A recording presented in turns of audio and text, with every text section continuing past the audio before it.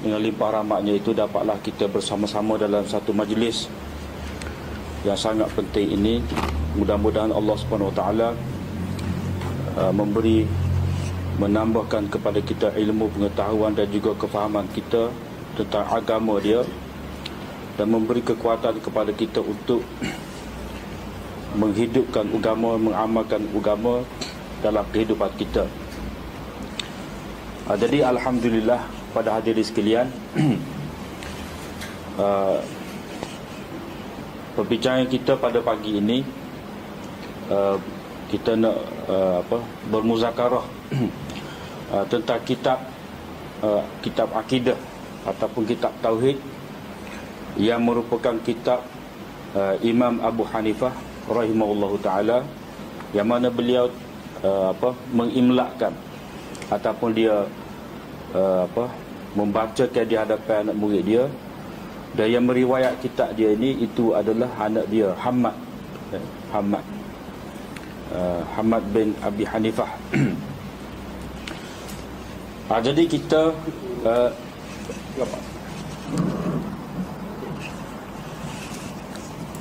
jadi dalam kesempatan waktu yang amat terbatas ini, kita akan membicarakan kitab Al-Fiqhul Akbar ini, karangan Imam Abu Hanifah rahimahullahu taala, yang dilahirkan pada tahun 80 Hijrah dan meninggal pada tahun 150 Hijrah. Berkenaan dengan latar belakang dia tu, rasa tidak perlulah kita sebut, sebab itu masalah biografi dia tu itu boleh kita cari dan boleh dapat. Cuma dalam kesempatan waktu yang terbatas ini kita nak bincang akidah dia. Jadi Fiqhul Akbar ini antara 5 kitab yang kepunyaan Imam Abu Hanifah berkenaan dengan akidah, iaitu Fiqhul Akbar, Fiqhul Absat, Ar-Risalah, Al-Alim wal Muta'alim dan Al-Wasiyah. Ini beberapa kitab akidah yang menjadi karangan Imam Abu Hanifah. Kemudian seperti tajuk yang kita lihat, Al-Fiqhul Akbar. Jadi Al-Fiqhul Akbar tu mengapa ada Al-Akbar? Mengapa Al-Fiqh? Sedangkan pokok perbahasan dalam kitab dia ni, dalam risalah dia ni berkenaan dengan tauhid, berkenaan dengan akidah, i'tiqad, tetapi disebutkan sebagai fiqh. Dia disebutkan pula Al-Akbar, mana fiqh yang agung. Jadi hal ni kita perlu lihat kepada penamaan ataupun istilah kepada ilmu. Sebab al-fiqh itu pada asalnya kefahaman yang mendalam, al-fahmud daqiq ataupun al-fahmul amik, itu makna fiqh. Ya kita faham fiqh itu sebagai ilmu fiqh, berkenaan dengan amalan kita, praktikal kita itu benda yang sudah kemudian dah daripada asal dahulu. Jadi dalam pembahagian ilmu, ulama buat ada ilmu akidah, ilmu fiqh, ilmu akhlak ataupun tasawuf ataupun tazkiyah. Tetapi pada hakikatnya fiqh itu sebenarnya merangkumi kesemua, merangkumi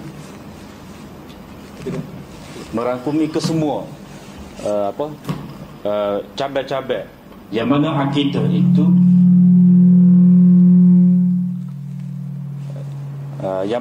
itu yang berkaitan dengan etikot kita, fiqh itu yang berkait dengan amalan kita, dan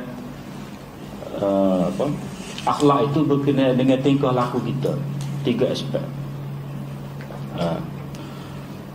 Jadi bila kata keseluruhan itu merupakan kefahaman kepada agama yang mendalam, maka mengikut istilah Imam Abu Hanifah, al-fiqh al-akbar itu merujuk kepada i'tiqad, merujuk kepada akidah. Itu yang dikatakan sebagai al-fiqhul akbar. Dan mengikut ta'rif yang dibuat oleh Imam Abu Hanifah sendiri, dia kata al-fiqh itu ma'rifatun nafs ma laha wa ma 'alaiha. Ma'rifatun nafs ma laha wa ma 'alaiha, maknanya diri itu mengetahui benda yang dia perlu i'tiqad dan apa yang wajib atas dia. Ma'rifatun nafs ma laha wa ma 'alaiha. Jadi kira-kiranya fiqh akbar itu merujuk kepada akidah. Jadi fiqh kalau kita faham sekarang ni, itu boleh kita kata fiqhul asghar, fiqh hak kecil. Tapi bila kata fiqhul asghar tu, jadi benda kecil ni kalau sebut kecil tu akan nampak pada faham kita kecil enggak lah. Sebab itulah tak sebut fiqhul asghar. Sebab fiqh tu sebenarnya mendalam. Cuma yang dikatakan asghar tu nisbah kepada akbar, lebih besar. Tetapi tidak disebutkan fiqh kalau kita faham sekarang ini sebagai fiqhul saghir ataupun asghar. Sebab apa? Sebab ada makna tidak berapa comel. Dan kitab fiqhul akbar ni adalah kitab yang sangat ringkas dan dia padat isi dia, dan dia menjadi asas kepada kitab-kitab akidah yang lain, terutamanya yang kita kenali sebagai al-aqidah at-tahawiyah kerana Imam Tahawi.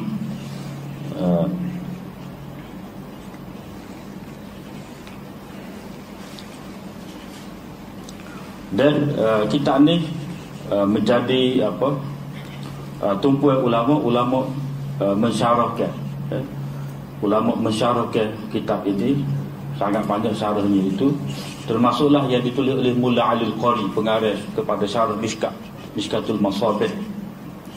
Dan juga ulama-ulama mazhab Hanafi menukilkan setiap daripada kandungan, menukilkan beberapa tempat dalam kitab fiqh akbar ni masuk dalam kitab-kitab mereka, terutamanya kitab akidah dan juga kitab usul fiqh.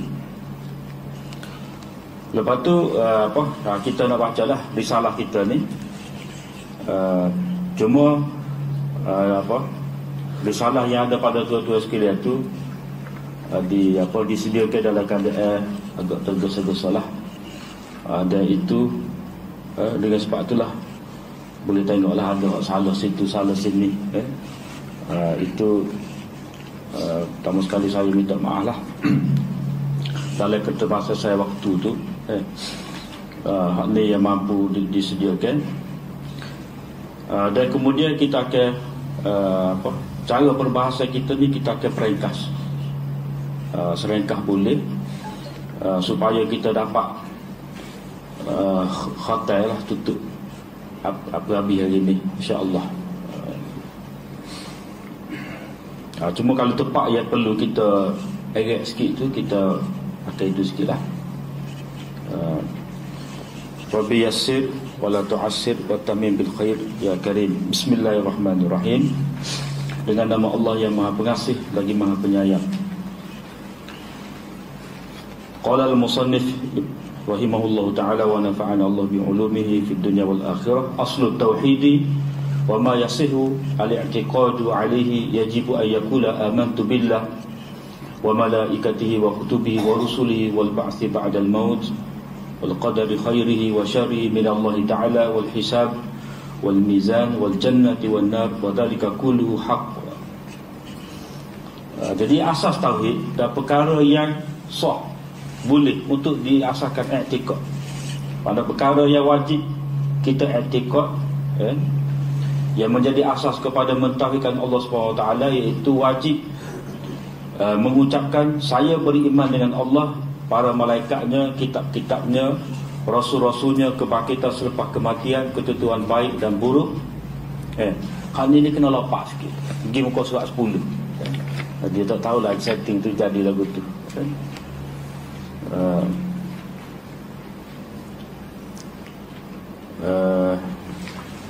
Dia kena tambah kena baiki dah sikit dari Allah. Ketentuan baik dan buruk itu dari Allah.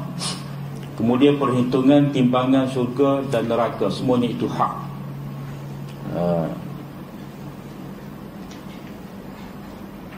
Kita lagi mari tu tak tahulah lagu mana tu masalah perinting. Jadi hak ni Imam Abu Hanifah disebut kita panggil sebagai rukun iman. Dia sebut sebagai rukun iman. Hadis Jibril itulah, bila Jibril tanya kepada Nabi SAW, mal iman, inilah Nabi jawab. Cuma hadis Jibril itu dia banyak versi pula, ada sebut dengan agak detail. Tetapi hak dalam kita ngaji dalam Sahih Muslim dan juga Bukhari, inilah setakat daripada qadar buruk dan baik itu putih situ. Jadi inilah yang dikatakan sebagai rukun iman. Perhitungan timbangan syurga neraka itu semuanya termasuk di bawah beretikad keyakinan tentang hari akhirat ataupun setelah daripada bangkit daripada mati. Cuma sebut bangkit daripada mati itu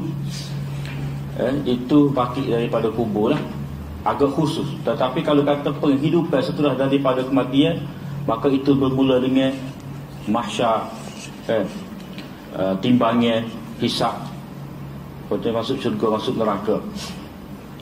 Jadi hak inilah yang dikatakan sebagai rukun iman. Jadi kalau kita bila tu, walaupun bajet sini, dia pergi kepada ner tu jugalah. Ner juga. Lepas tu hak rukun iman inilah yang dikatakan sebagai iman ijmali, iman secara ringkas. Mana kita sebagai seorang Muslim, kita kena etikad ni secara ringkas, kena terima dulu. Mana kalau orang baru masuk Islam tu, pada hari dia mari masuk Islam syahadah tu, dia kena etikad selalu ni, dengan nilai rukun iman ini, dengan nilai rukun iman ini, barulah dia menjadi orang yang mentauhidkan Allah Subhanahu Wa Taala.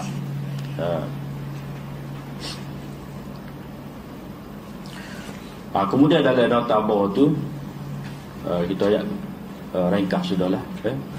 Tauhid itu maknanya kita menganggap Allah SWT itu esa satu pada zat, sifat-sifat dan juga perbuatan dia. Lepas tu itu panggil isbat lah.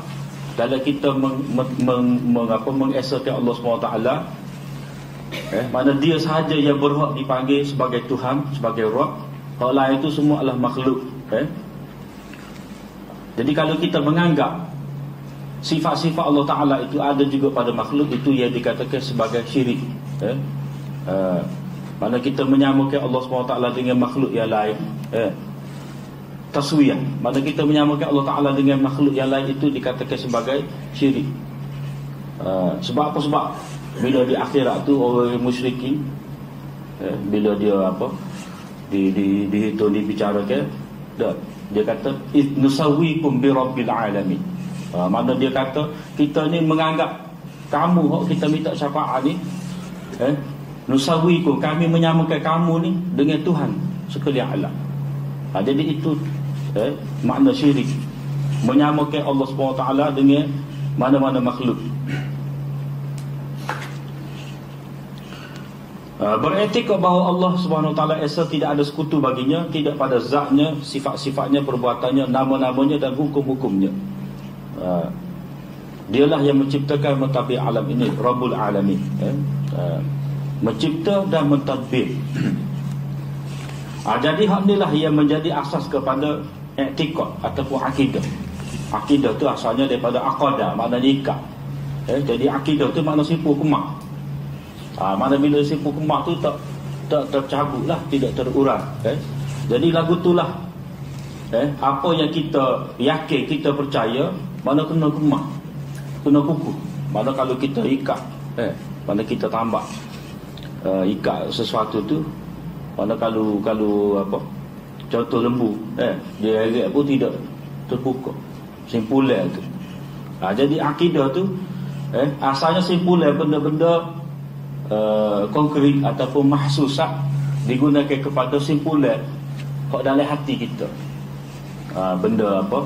Maknawi. Benda maknawi.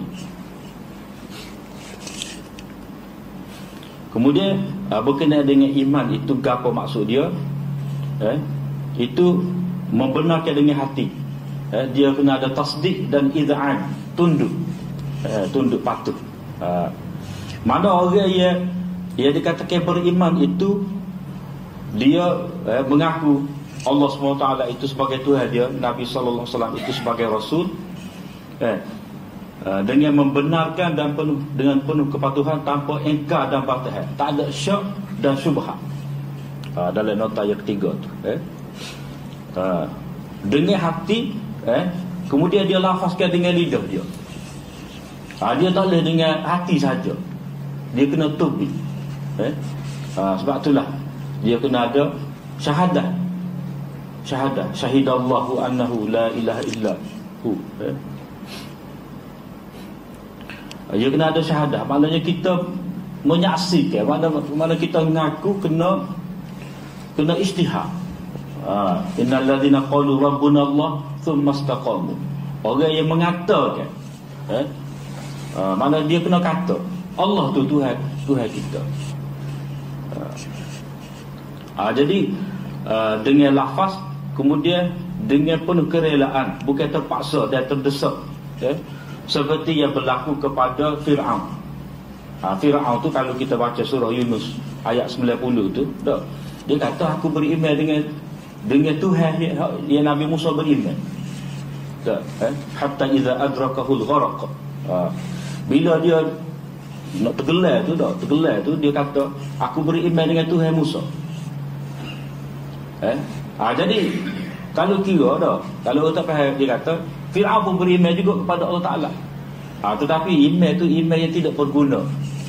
Iman tu panggil iman ittirar. Mana terpaksa lah. Sebab dia nak mati lala. Dia nak mati lala dah. Hendaknya iman ikhtiari. Mana dengan pilihan kita. Begitu juga bila apa? Bila nak kiamat nanti, akan naik matahari dari sebelah barat. Jadi pada waktu tu iman tak berguna lagi.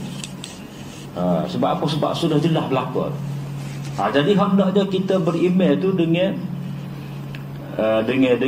penuh kepercayaan. Kita membenarkan bagi orang tidak nampak ghaib ini. Kemudian yang dikatakan beriman dengan Allah SWT itu, nombor satu, tidak ada yang menciptakan alam ini, mentadbir, mengatur, memberi rezeki semua tu, Allah Ta'ala sahaja. Yang dikatakan rububiyah. Rububiyah. Hak nombor dua tu, beriktikad tidak ada yang layak dan berhak disembah melainkan Allah Ta'ala sahaja. Inilah yang dikatakan uluhiyah. Kemudian beriktikad bahawa Allah SWT memiliki sifat-sifat keagungan dan kesempurnaan layaknya dia tu, tak serupa dengan sifat-sifat makhluk. Itu panggil tauhid asma' wa sifat. Dan semua tiga tauhid ini terangkum dalam ayat 65 surah Maryam ini. Rabbus samawati wal ardi wa ma bainahuma fa'budhu wastabir li'ibadatihi hal ta'lamu lahu samiyyan. Rabbus samawati wal ardi itu tauhid rububiyah. Tauhid rububiyah. Fa'bud itu beribadahlah, itu panggil tauhid uluhiyah. Hal ta'lamu lahu samiyyan itu tauhid samiyah. Apakah kamu tahu orang yang senama sebanding serupa dengan dia, itu tauhid asma' wa sifat. Jadi hok kata tiga serakai, tauhid tiga serakai, sinilah ambil dia nya. Ada saudara saya tidak kata hak ini cipta orang kemudian ada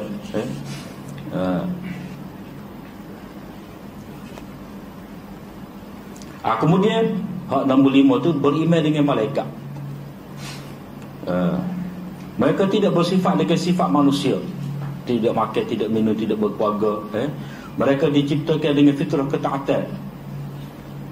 La ya'sunallaha ma amarahum. Mereka tidak membantah, mengingkari, derhaka kepada Allah Ta'ala. Mereka sentiasa bertasbih kepada Allah Ta'ala.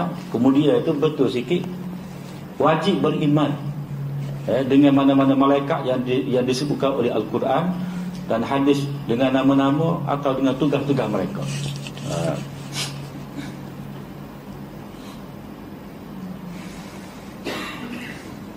Kemudian beriman dengan Rasul. Ini seperti yang kita itulah, maknanya Allah SWT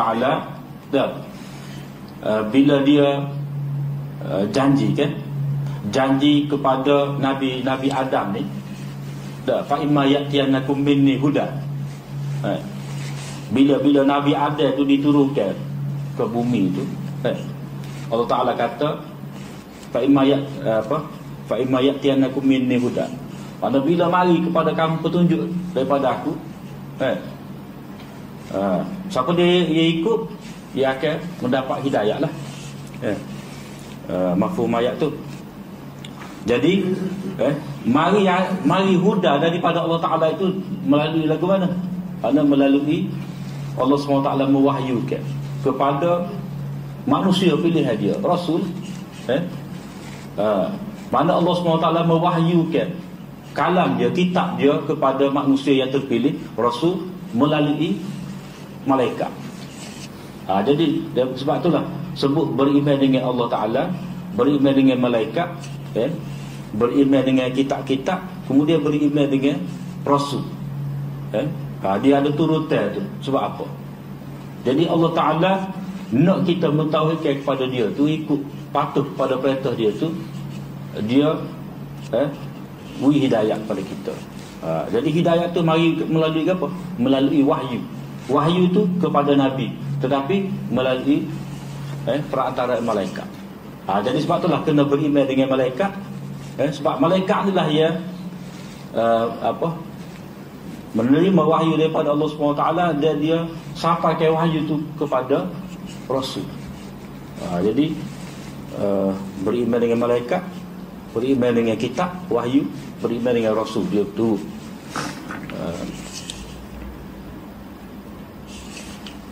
Kemudian nombor 9, nota nombor 9, nota nombor 8, tak apalah, seperti yang kita sebut tadi tu. Mana hari kiamat, ataupun hari kiamat mana hari dibangkitkan semula, bangun diri belaka semula lepas daripada hancur, ataupun disebut juga sebagai hari akhirat, mana hari yang terakhir, mana hari yang kekal abadi lah.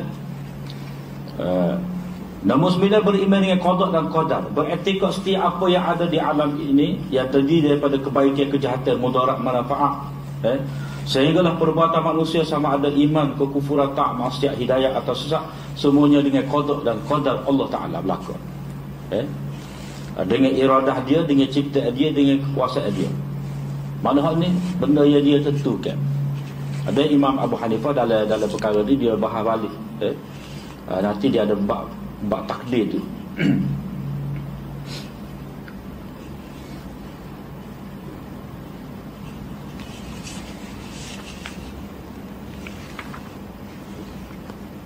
Kemudian muka surat ayat ke-6, wallahu ta'ala wahid la min tariqil adad walakin min tariqin annahu la syarika lah, lam yalid wa lam yulad wa lam yakul lahu kufuwan ahad, la yushbihu syai'an min al-asya'i min khalqih wa la yushbihu syai'un min khalqih. Allah SWT itu satu, bukan dari segi bilangan, tetapi dari segi tiada sekutu baginya. Tiada melahirkan anak, tiada dilahirkan, dan dia tidak menyerupai dengan mana-mana makhluk, dan tiada satu pun daripada makhluk yang menyerupainya. Mana Allah SWT itu satu. Jadi satu tu mungkin pada kita kata lepas satu ada dua, sebelum satu 0.9. Jadi Imam Abu Hanifah kata satu tu bukan dari sudut hak kita bilang. Satu tu bukan dari segi lepas satu ada dua, ataupun sebelum satu tu kosong, ataupun setengah. Itu panggil angka dari segi bilangan. Maksud satu di sini dari segi mana, iaitu menafikan ketuhanan selain daripada Allah Ta'ala. Mana dalam bahasa Melayu kita esa lah. Jadi kalau kita tengok sini cara ulama kita terjemah Allah SWT itu satu, dia tidak terjemah satu, dia terjemah esa selalu. Jadi tak ada kemuskilan. Tapi dalam bahasa Arab ni dia ahad wahid tu dia kurang je. Tapi dalam bahasa Melayu kita ni kalau kata esa tu tak fikir dah hak lain. Mana kita kira keesaan Allah Taala. Mana itu cara cermat ulama kita pilih terjemahan untuk tauhid Allah Subhanahu Wa Taala ini.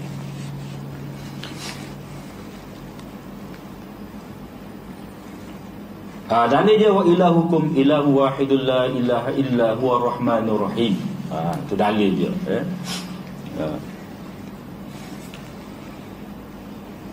Jadi bukan dari segi bilangnya nombor sebelah tu. Jika satu dari segi bilangnya, maka satu sebagai permulaan kepada yang lain selepasnya. Maknanya lepas satu ada 2, 3, 4, 5, 6 sampai seterusnya lah, infinity. Dan ini mustahil bagi Allah SWT. Dikatakan juga satu itu terdiri daripada 2 separuh. Mana separuh campur separuh, 2 separuh tu jadi ini pun mustahil juga daripada Allah SWT. Sebab apa? Jika demikian berarti dia mempunyai juzuk yang membentuknya. Allah SWT ni dia bukan jisim. Kita ni jisim sebab apa? Sebab kita ada juzuk-juzuk yang membentuk kita. Kita ada daging, ada darah, ada air, ada benda-benda lain, macam-macam ada dari diri kita ni. Ada tulai ke apa semua. Itu kita jisim, ada juzuk yang membentuk kita. Dulu kita kecil, tak besar tapak tangan, kemudian jadi besar sedikit demi sedikit. Itu ada juzuk. Maksud Imam Abu Hanifah ialah mensabitkan bahawa ketuhanan itu bagi Allah sahaja, dan menafikannya bagi yang lain. Mana hak lain tu tidak, tiada sesuatu pun yang layak dipanggil sebagai Tuhan kecuali Allah SWT sahaja. Itu maksud dia. La syarikalah. La syarikalah. Jadi kalau kita ngaji Arab tu, wallahu ta'ala wahid, dia situ dia macam ada cenggel sikit, la min tariqil adad walakin min tariqi min tariqi itu bagi macam jumlah muqtaridah lah. Pada kalau asal ayatnya wallahu ta'ala wahid la annahu la syarikalah. Jadi dia ayat la min tariqil adad itu nak menghilangkan kesamaran lah.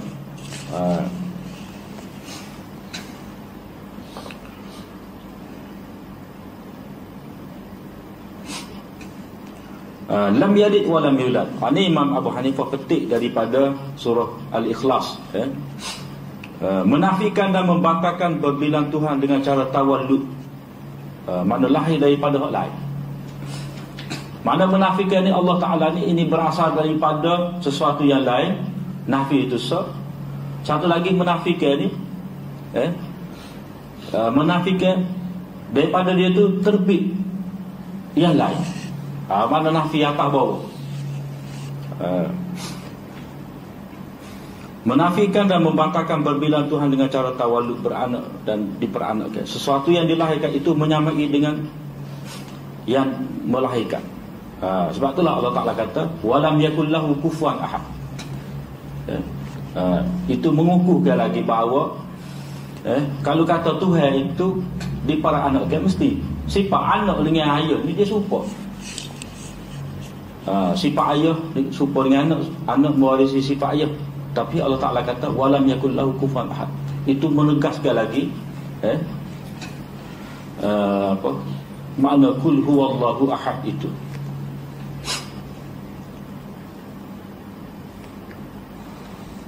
Tidak ada,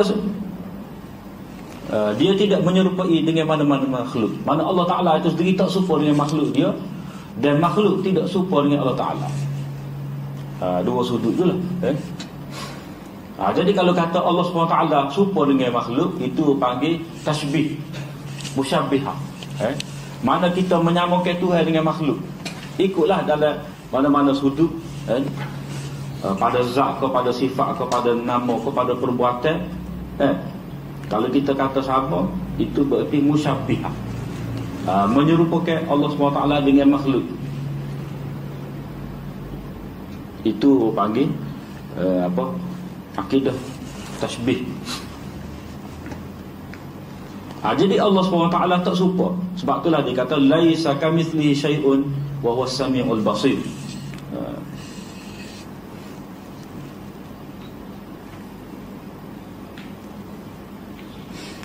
Tiada sesuatu pun yang sebanding dengan dia.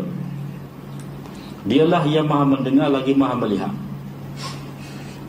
Tidak ada yang menyerupai dan menyamai Allah, baik dari segi zat, sifat maupun perbuatan. Dia maha sempurna dengan sifat-sifatnya. Jadi ayat ni sebenarnya dia ada nafi dan isbat ni juga. Laisa kamitslihi syai', mana dia tak serupa apa-apa. Tak ada orang serupa dengan dia. Dia tak serupa dengan mana-mana makhluk, mana-mana makhluk pun tak serupa dengan dia. Kalau berhenti setakat tu saja, seolah-olah ni nampak Tuhan tak ada sifat lah. Dia tahu tak boleh nak faham. Tetapi dia Allah SWT kata wa huwas samiul basir. Mana dia ada sifat yang sempurna. Ini nak menolak akidah Mu'attilah. Akidah Mu'attilah ni dia kira Tuhan tak ada sifat. Tuhan tak ada sifat. Ataupun panggil akidah Jahmiyah. Akidah Jahmiyah ataupun Mu'attilah, kumpulan yang sama. Dengan limpah rahmatnya itu dapatlah kita bersama-sama dalam satu majlis yang sangat penting ini. Mudah-mudahan Allah SWT menambahkan kepada kita ilmu, pengetahuan dan juga kefahaman kita tentang agama dia, dan memberi kekuatan kepada kita untuk menghidupkan agama, mengamalkan agama dalam kehidupan kita. Jadi alhamdulillah pada hadirin sekalian, perbincangan kita pada pagi ini,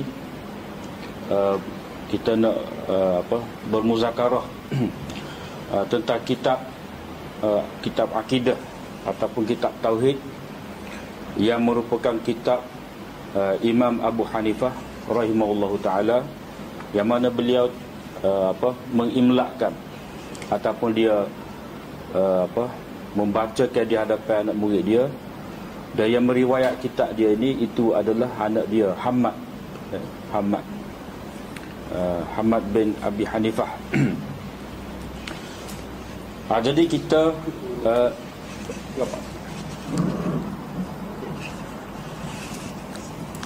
jadi dalam kesempatan waktu yang amat terbatas ini, kita akan membicarakan kitab Al-Fiqhul Akbar ini, karangan Imam Abu Hanifah rahimahullahu ta'ala, yang dilahirkan pada tahun 80 Hijrah dan meninggal pada tahun 150 Hijrah.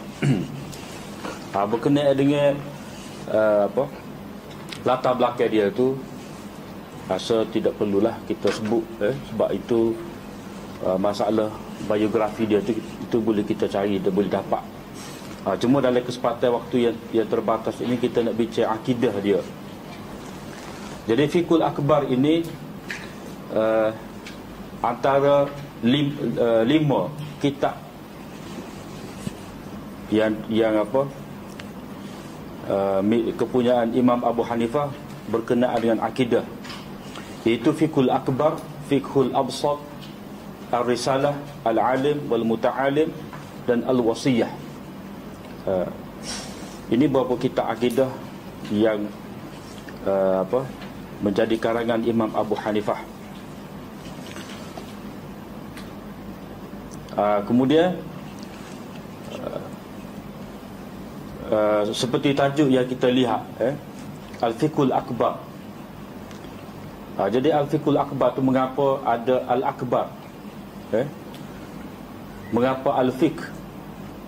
Sedangkan pokok perbahasan dalam kitab dia ni, dalam risalah dia ni, berkenaan dengan tauhid, berkenaan dengan akidah, i'tiqad, tetapi disebutkan sebagai fiqh.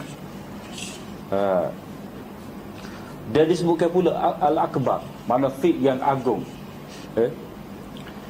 Jadi hal ni kita perlu lihat kepada penamaan ataupun istilah kepada ilmu.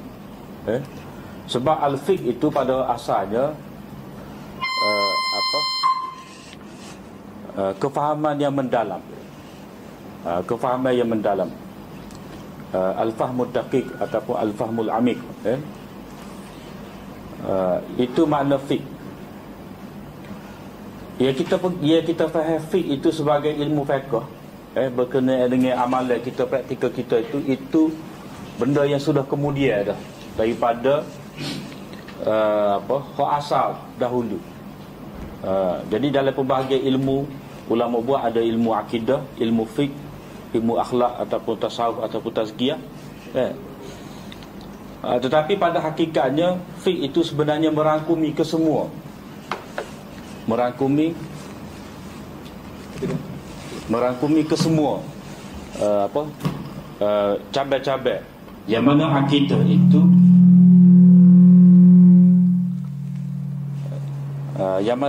itu yang berkaitan dengan etikad kita, fiqh itu yang berkait dengan amalan kita, dan akhlak itu berkenaan dengan tingkah laku kita.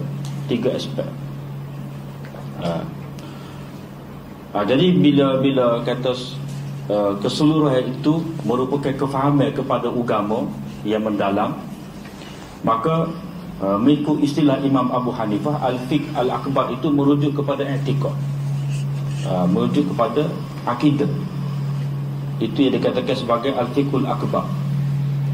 Dan mengikut ta'rif yang dibuat oleh Imam Abu Hanifah sendiri, dia kata al-fiqh itu ma'rifatun nafs ma laha wa ma 'alaiha. Ma'rifatun nafs ma laha wa ma 'alaiha. Maknanya diri itu mengetahui benda yang dia perlu etikad dan apa yang wajib atas dia. Ma'rifatun nafs ma laha wa ma 'alaiha. Jadi kira-kiranya fiqh akbar itu merujuk kepada akidah. Jadi hak fiqh hak kita faham sekarang ni, itu boleh kita kata fiqhul asghar, fiqh hak kecil.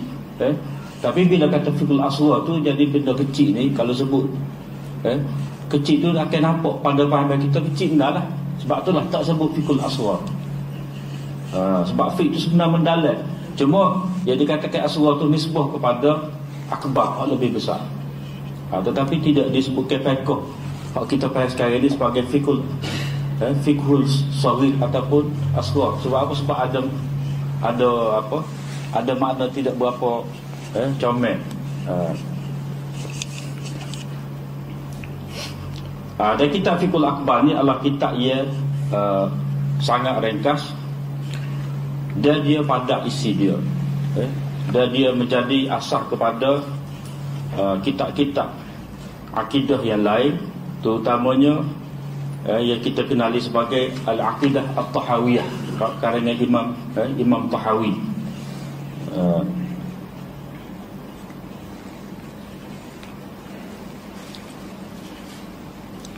Dan kitab ni menjadi tumpuan ulama mensyarahkan.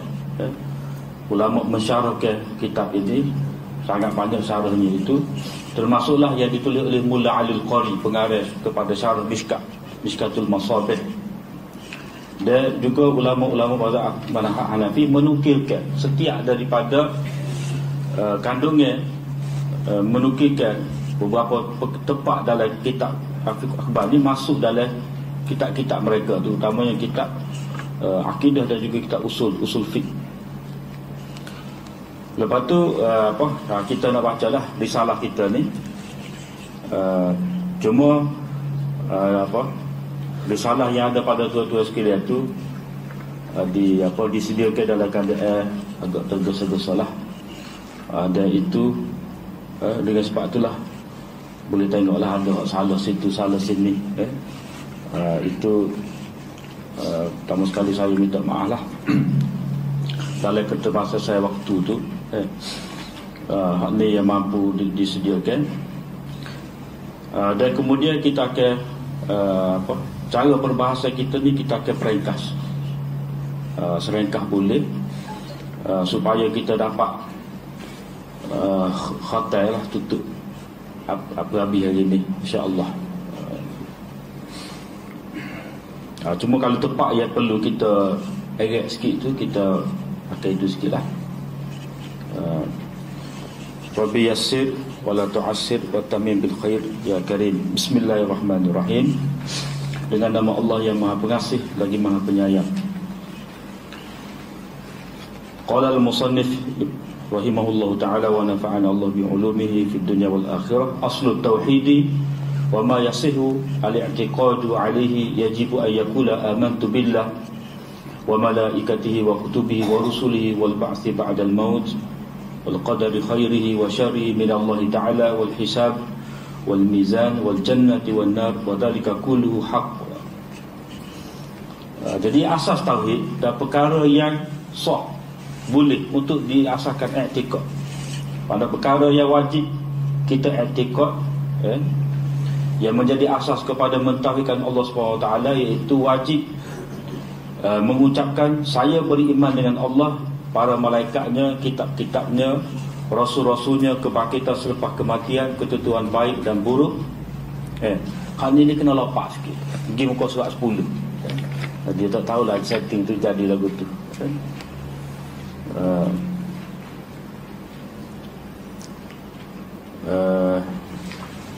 Dia kena tambah,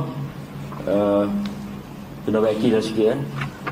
Dari Allah, ketentuan baik dan buruk itu dari Allah. Kemudian perhitungan timbangan syurga dan neraka, semuanya itu hak.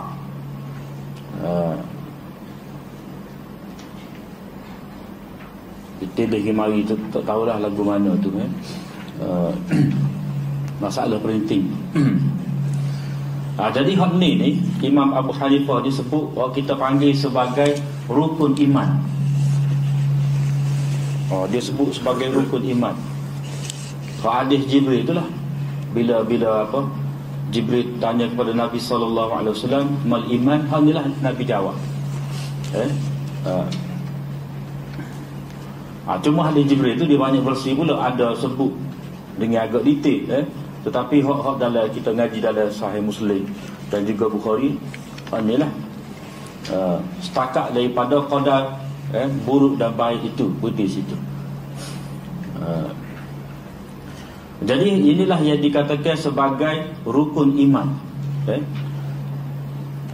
Perhitungan timbangnya syurga neraka itu semuanya termasuk di bawah beretikad keyakinan tentang hari akhirat ataupun setelah daripada bangkit daripada mati. Cuma sebut bangkit daripada mati itu bangkit daripada kubur lah, agak khusus. Tetapi kalau kata penghidupan setelah daripada kematian, maka itu bermula dengan mahsyar, timbangan, hisab, masuk syurga, masuk neraka. Jadi hak inilah yang dikatakan sebagai rukun iman. Jadi kalau kita bila tu, walaupun bajet sini, dia pergi kepada ner tu jugalah, ner juga. Lepas tu hak rukun iman inilah yang dikatakan sebagai iman ijmali, iman secara ringkas. Mana kita sebagai seorang Muslim, kita kena i'tikad ni secara ringkas, kena terima dulu. Mana kalau orang baru masuk Islam tu, pada hari dia mari masuk Islam syahadah tu, dia kena i'tikad selalu ni, dengan nilai rukun iman ini, dengan nilai rukun iman ini, barulah dia menjadi orang yang mentauhidkan Allah Subhanahu Wa Taala.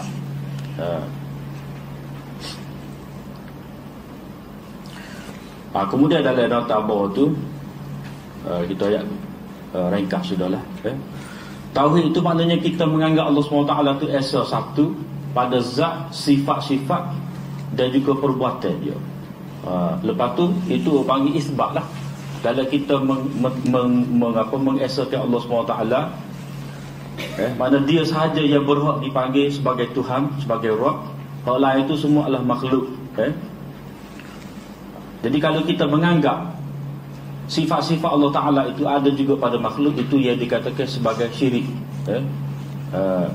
Mana kita menyamakan Allah SWT dengan makhluk yang lain, taswiyah, mana kita menyamakan Allah Ta'ala dengan makhluk yang lain, itu dikatakan sebagai syirik. Sebab apa? Sebab bila di akhirat tu orang musyrikin, bila dia dihitung, dibicarakan, dia kata nusawwikum bi rabbil alamin. Mana dia kata kita ni menganggap kamu kita minta syafaat ni, nusawwikum, kami menyamakan kamu ni dengan Tuhan sekalian alam. Jadi itu makna syirik, menyamakan Allah SWT dengan mana-mana makhluk. Beriktikad bahawa Allah SWT Esa tidak ada sekutu baginya, tidak pada zatnya, sifat-sifatnya, perbuatannya, nama-namanya dan hukum-hukumnya. Dialah yang menciptakan, mentadbir alam ini, Rabbul Alamin, mencipta dan mentadbir. Jadi hak inilah yang menjadi asas kepada i'tikad ataupun akidah. Akidah tu asalnya daripada aqadah, maknanya ikat. Jadi akidah tu makna simpul kemak. Mana bila simpul kemak tu tak tercabut lah, tidak terurang. Jadi lagu itulah apa yang kita yakin, kita percaya, mana kena kemak, kena kukuh. Mana kalau kita ikat, mana kita tambah ikat sesuatu tu, mana kalau apa, contoh lembu, dia agak pun tidak terbuka, simpulan tu. Jadi akidah tu asalnya simpulan, benda-benda konkret ataupun mahsusat, digunakan kepada simpulan kok dalam hati kita, benda apa, maknawi, benda maknawi. Kemudian berkenaan dengan iman itu, apa maksud dia? Itu membenarkan dengan hati. Dia kena ada tasdik dan iz'an, tunduk, tunduk patuh. Mana orang yang dikatakan beriman itu, dia mengaku Allah SWT itu sebagai Tuhan dia, Nabi SAW itu sebagai Rasul, dengan membenarkan dan dengan penuh kepatuhan, tanpa ingkar dan batahan, tak ada syak dan syubhat. Dalam nota yang ketiga tu, dengan hati, kemudian dia lafazkan dengan lidah dia. Dia tak boleh dengan hati saja, dia kena tubik. Sebab itulah dia kena ada syahadah, syahidallahu annahu la ilaha illa hu. Dia kena ada syahadah, maknanya kita menyaksikan, mana kita mengaku, kena ijtihad. Innal ladzina qalu rabbuna Allah thumma istaqamu. Orang yang mengatakan, mana dia kena kata Allah tu Tuhan kita. Jadi dengan lafaz, kemudian dengan penuh kerelaan, bukan terpaksa dan terdesak, seperti yang berlaku kepada Fir'aun.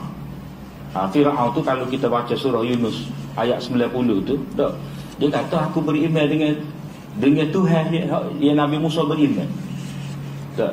Hatta iza adrakahul gharaq. Bila dia nak tergelar tu, dia kata aku beriman dengan Tuhan Musa. Jadi kalau kira kalau tak faham, dia kata Fir'aun pun beriman juga kepada Allah Ta'ala. Tetapi iman tu iman yang tidak berguna. Iman tu panggil iman ittirar, makna terpaksa lah. Sebab dia nak mati lala. Dia nak mati lala dah. Hendaknya iman ikhtiari, makna dengan pilihan kita.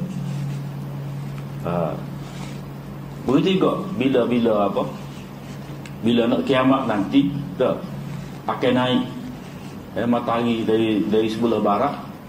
Jadi pada waktu tu iman tak berguna lagi. Sebab apa? Sebab sudah jelas berlaku. Jadi hendaknya kita beriman tu dengan penuh kepercayaan, kita membenarkan bagi orang tidak nampak ghaib ini.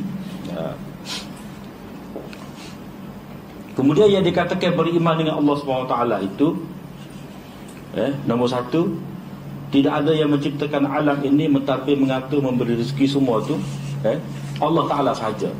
Yang dikatakan rububiyah, Rububiyah. Hak nombor 2 tu beriktikad tidak ada yang layak dan berhak disembah melainkan Allah Ta'ala sahaja. Inilah yang dikatakan uluhiyah.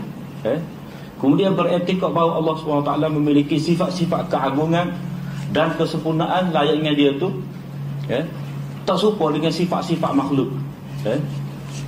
Itu panggil tauhid asma' wa sifat. Dan semua 3 tauhid ini terangkum dalam ayat 65 surah Maryam ini. Rabbus samawati wal ardi wa ma bainahuma fa'budhu wastabir li'ibadatihi hal ta'lamu lahu samiyyan. Rabbus samawati wal ardi itu tauhid rububiyah. Tauhid rububiyah.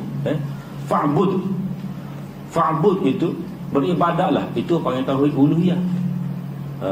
Hal ta'lamu lahu samiyyan itu tauhid samiyah. Apakah kamu tahu orang yang senama sebanding serupa dengan dia? Itu tauhid asma' wa sifat. Jadi hok kata 3 serakai, tauhid 3 serakai, sinilah ambil dia nya. Ada saudara sayang. Tidak kata hak ni cipta orang kemudian ada.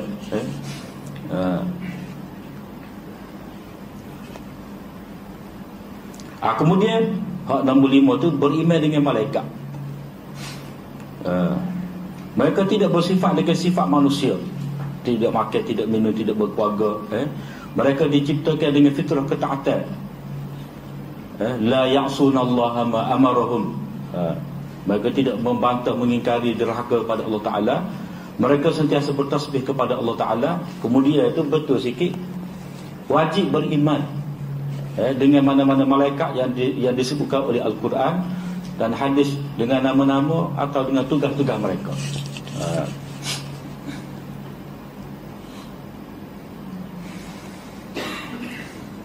Kemudian beriman dengan Rasul. Hal ini seperti yang kita itulah maknanya Allah SWT bila dia janji janji kepada Nabi Adam ni, fa imma ya'tiyannakum minni huda. Bila Nabi Adam tu diturunkan ke bumi tu, Allah Ta'ala kata fa imma ya'tiyannakum minni huda. Pada bila mari kepada kamu petunjuk daripada aku, siapa dia ikut, dia akan mendapat hidayah lah. Mafhum ayat tu. Jadi mari huda daripada Allah Ta'ala itu melalui lagu mana? Kerana melalui Allah SWT mewahyukan kepada manusia pilihan dia, Rasul. Mana Allah SWT mewahyukan kalam dia, kitab dia kepada manusia yang terpilih, Rasul, melalui malaikat. Jadi sebab itulah sebut beriman dengan Allah Ta'ala, beriman dengan malaikat, beriman dengan kitab-kitab, kemudian beriman dengan Rasul. Dia ada turutan tu. Sebab apa? Jadi Allah Ta'ala nak kita mentauhidkan kepada dia tu, ikut patuh pada perintah dia tu, dia beri hidayah kepada kita. Jadi hidayah tu mari melalui apa? Melalui wahyu. Wahyu tu kepada Nabi, tetapi melalui perantara malaikat. Jadi sebab itulah kena beriman dengan malaikat. Sebab malaikat inilah yang menerima wahyu daripada Allah SWT, dan dia sampaikan wahyu tu kepada Rasul. Jadi beriman dengan malaikat, beriman dengan kitab, wahyu, beriman dengan Rasul, dia tu.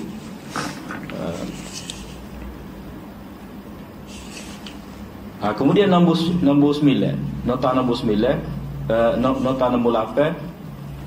Tak apalah, seperti yang kita sebut tadi tu.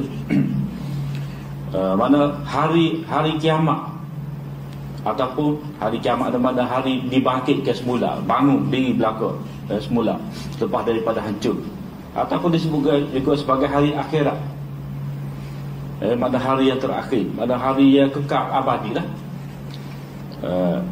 Nombor 9, beriman dengan qada dan qadar, beriktikad setiap apa yang ada di alam ini yang terdiri daripada kebaikan, kejahatan, mudarat, manfaat, sehinggalah perbuatan manusia sama ada iman, kekufuran, tak, maksiat, hidayah atau sesat, semuanya dengan qada dan qadar Allah Ta'ala berlaku.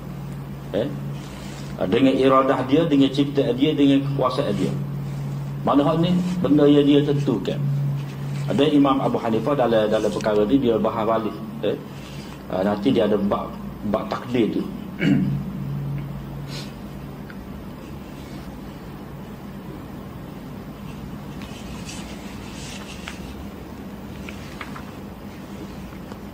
Kemudian muka surat ayat ke-6, wallahu ta'ala wahid la min tariqil adad walakin min tariqin annahu la syarika lah, lam yalid wa lam yulad wa lam yakul lahu kufuwan ahad, la yushbihu syai'an min al-asya'i min khalqih wa la yushbihu syai'un min khalqih.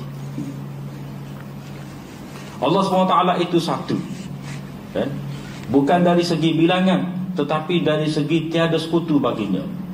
Tiada melahirkan anak, tiada dilahirkan, dan dia tidak menyerupai dengan mana-mana makhluk, dan tiada satu pun daripada makhluk yang menyerupainya. Mana Allah SWT itu satu. Jadi satu tu dah. Mungkin pada kita kata lepas satu ada dua, sebelum satu 0.9. Jadi Imam Abu Hanifah kata satu tu bukan dari sudut hak kita bilang. Satu tu bukan dari segi lepas satu ada dua, ataupun sebelum satu tu kosong, ataupun setengah. Itu panggil angka dari segi bilangan. Maksud satu di sini dari segi mana, iaitu menafikan ketuhanan selain daripada Allah Ta'ala. Mana dalam bahasa Melayu kita esa lah. Jadi kalau kita tengok sini cara ulama kita terjemah Allah SWT itu satu, dia terjemah satu, dia terjemah esa selalu. Jadi tak ada kemuskilan. Tapi dalam bahasa Arab ni dia ahad wahid tu dia kurang dah. Tapi dalam bahasa Melayu kita ni kalau kata esa tu tak fikir dah hak lain. Mana kita kira keesaan Allah Ta'ala. Mana itu cara cermat ulama kita pilih terjemahan untuk tauhid Allah Subhanahu Wa Taala ini.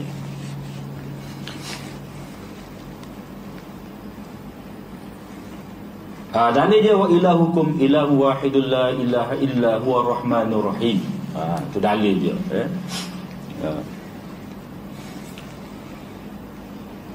Jadi bukan dari segi bilangan nombor sebelah tu. Jika satu dari segi bilangan, maka satu sebagai permulaan kepada yang lain selepasnya. Maksudnya lepas satu ada 2, 3, 4, 5, 6 sampai seterusnya lah, infinity. Dan ini mustahil bagi Allah SWT. Dikatakan juga satu itu terdiri daripada 2 separuh. Mana separuh campur separuh, 2 separuh tu jadi ini pun mustahil juga daripada Allah SWT. Sebab apa? Jika demikian berarti dia mempunyai juzuk yang membentuknya. Allah SWT ni dia bukan jisim. Kita ni jisim sebab apa? Sebab kita ada juzuk-juzuk yang membentuk kita. Kita ada daging, ada darah, ada air, ada benda-benda lain, macam-macam ada dari diri kita ni. Ada tulai ke apa semua. Itu kita jisim, ada juzuk yang membentuk kita. Dulu kita kecil, tak besar tapak tangan, kemudian jadi besar sedikit demi sedikit. Itu ada juzuk. Maksud Imam Abu Hanifah ialah mensabitkan bahawa ketuhanan itu bagi Allah sahaja, dan menafikannya bagi yang lain. Mana hak lain itu tidak, tiada sesuatu pun yang layak dipanggil sebagai Tuhan kecuali Allah SWT sahaja. Itu maksud dia. La syarikalah. La syarikalah. Jadi kalau kita ngaji Arab tu, wallahu ta'ala wahid, dia situ dia macam ada senggan sikit, la min tariqil adad walakin min tariqi, min tariqi itu bagi macam jumlah muqtaribah lah. Pada kalau asal ayatnya wallahu ta'ala wahid la annahu la syarikalah. Jadi dia ayat la min tariqil adad itu nak menghilangkan kesamaran lah.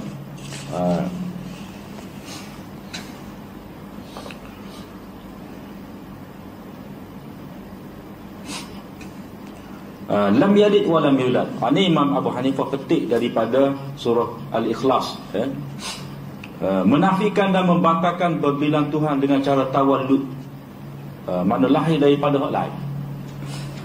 Mana menafikan ni Allah Ta'ala ni ini berasal daripada sesuatu yang lain. Nafi itu satu lagi menafikan ni menafikan daripada dia tu terbit yang lain. Mana nafi atas bawah. Menafikan dan membangkakan berbilang Tuhan dengan cara tawallud, beranak dan diperanakkan. Sesuatu yang dilahirkan itu menyamai dengan yang melahirkan. Sebab itulah Allah Ta'ala kata walam yakul lahu kufuwan ahad. Itu mengukuhkan lagi bahawa kalau kata Tuhan itu diperanakkan, mesti sifat anak dengan ayah ni dia serupa. Sifat ayah serupa dengan anak mewarisi sifat ayah. Tapi Allah Ta'ala kata walam yakul lahu kufuwan ahad. Itu menegaskan lagi makna kul huwallahu ahad itu.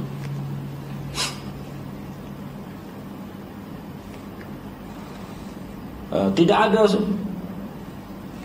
dia tidak menyerupai dengan mana-mana makhluk. Mana Allah Ta'ala itu sendiri tak serupa dengan makhluk dia, dan makhluk tidak serupa dengan Allah Ta'ala. Dua sudut tu lah. Jadi kalau kata Allah SWT serupa dengan makhluk, itu panggil tasbih, musyabbihah. Mana kita menyamakan Tuhan dengan makhluk, ikutlah dalam mana-mana sudut, pada zat, kepada sifat, kepada nama, kepada perbuatan. Kalau kita kata sama, itu berarti musyabbihah, menyerupakan Allah SWT dengan makhluk. Itu panggil akidah tasbih. Jadi Allah SWT tak serupa. Sebab itulah dia kata laisa kamitslihi syai'un wa huwas samiul basir.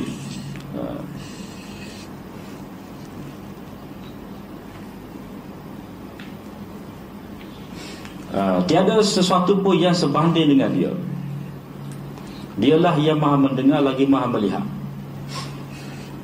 Tidak ada yang menyerupai dan menyamai Allah, baik dari segi zat, sifat maupun perbuatan. Dia maha sempurna dengan sifat-sifatnya. Jadi ayat ni sebenarnya dia ada nafi dan isbat ni juga. Laisa kamitslihi syai', mana dia tak serupa apa-apa. Tak ada orang serupa dengan dia. Dia tak serupa dengan mana-mana makhluk, mana-mana makhluk pun tak serupa dengan dia. Kalau berhenti setakat tu saja, seolah-olah ni nampak Tuhan tak ada sifat lah. Dia tahu tak boleh nak faham. Tetapi dia Allah SWT kata wa huwas samiul basir. Mana dia ada sifat yang sempurna. Ini nak menolak akidah Mu'attilah. Akidah Mu'attilah ni dia kira Tuhan tak ada sifat. Tuhan tak ada sifat. Ataupun panggil akidah Jahmiyah. Akidah Jahmiyah ataupun Mu'attilah, kumpulan yang sama.